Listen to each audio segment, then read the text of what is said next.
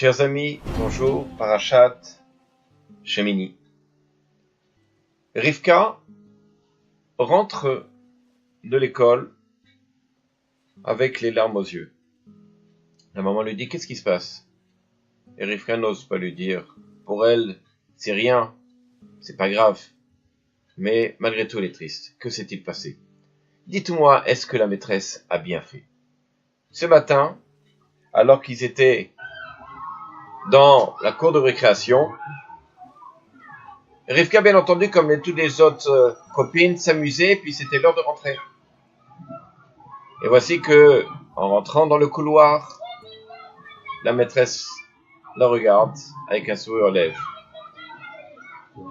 Rivka, mais dis-moi, qu'est-ce qui s'est passé? Tu as mis une perruque aujourd'hui ou quoi? Rivka la regarde ses amis autour d'elle et baisse la tête. Qu'en pensez-vous? Alors, évidemment, la paracha nous dit la chose suivante. On arrive dans un moment assez important de la paracha.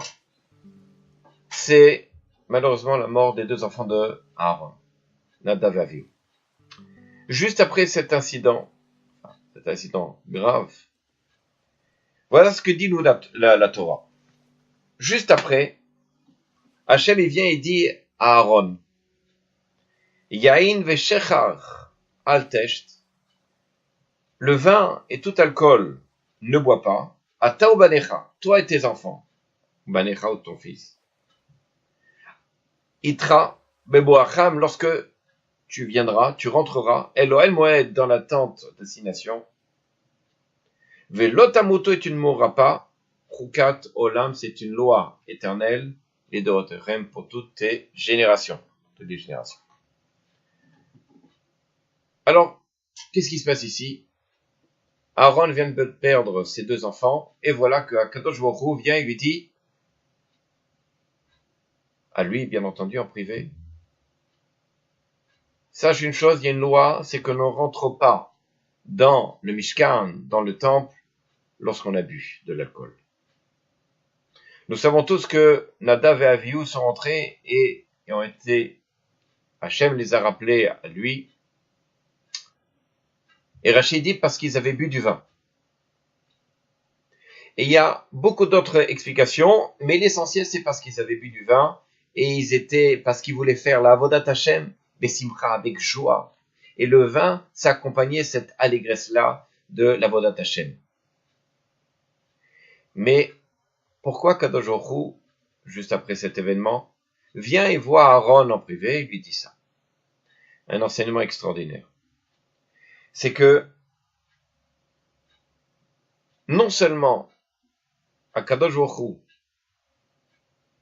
Hu vient lui faire une critique, une remarque, mais par allusion. Il ne lui a pas dit, il fallait pas qu'il boive, etc., etc. Bien entendu, vous allez me dire, mais c'est après la mort des deux enfants, on va pas lui faire encore du mal, encore plus. C'est une loi. Hachem, il aurait pu lui dire.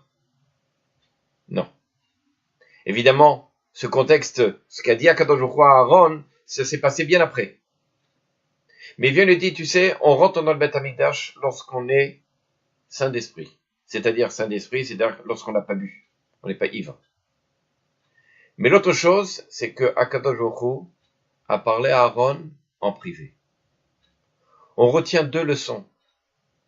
Lorsque l'on veut faire une remarque à ses enfants, à ses élèves, raison de plus, à sa femme ou à son mari, ça ne peut être fait qu'entre quatre yeux.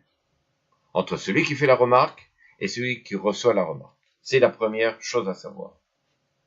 L'autre chose, c'est que lorsqu'on fait une remarque, lorsqu'on veut faire une tochacha, c'est ce qu'on appelle en hébreu, une remarque, c'est quelque chose qu'il doit apprendre, il doit comprendre.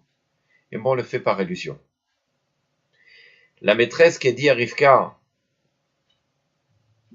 cette remarque-là, devant toutes ses copines, mais malheureusement, ça peut tuer un enfant. Ça peut dégoûter un enfant d'étudier, de continuer. Alors, lorsque quelque chose nous déplaît, gardons-nous Prenons patience, attendons que les choses se tassent, et puis, juste après, prenons la personne en privé, gentiment, et on lui dit, je me rappelle qu'une fois, une personne avait transgressé Shabbat. C'était un jeune, il était arrivé à la shul, à la synagogue, et il pleuvait, et il est arrivé en parapluie. Alors, vous savez que le Shabbat, on n'a pas le droit de prendre le parapluie parce que ça s'appelle ça OL, parce que ça fait partie d'un dérivé de faire une tente. D'accord? Et on n'a pas le droit. Les gens l'ont regardé. Lui, naïvement, il est arrivé à la synagogue et le Rav a vu ça. Il a laissé le jeune s'asseoir. Il s'est assis à côté de lui. Il a pris les lois juives, la Mishnah Brura, et il a commencé à étudier avec lui les lois des interdictions de Shabbat sur la construction d'une tente. Et à travers les lois, bien entendu, le jeune était impressionné, le Rav il s'assoit à côté de lui, etc. Il a compris son erreur. Bon, la chose c'est qu'après, il est sorti avec le parapluie, il est retourné avec le parapluie, bien entendu, fermé, mais il est retourné avec le parapluie. Il y avait un autre problème, c'était le problème de Mouxé. Bon, ça, le Mouxé, c'est-à-dire quelque chose qu'on n'a pas à utiliser pendant Shabbat, on ne peut pas le transporter, bien entendu, pendant Shabbat. Ça, c'est un autre problème. Mais quoi qu'il en soit, le Rav a été suffisamment intelligent pour le prendre en aparté, pour le prendre à part, non pas lui dire, tu sais, tu as fait une erreur, c'est Shabbat, ta source que tu as fait, mais au contraire, s'asseoir à côté de lui et utiliser cette ignorance-là en bien, en sachant que maintenant je vais t'apprendre quelque chose. L'enfant, non seulement le jeune, non seulement il a compris, mais ça lui a plu la façon dans laquelle le Rav lui a expliqué son erreur. Je vous souhaite un Shabbat Shalom et à bientôt.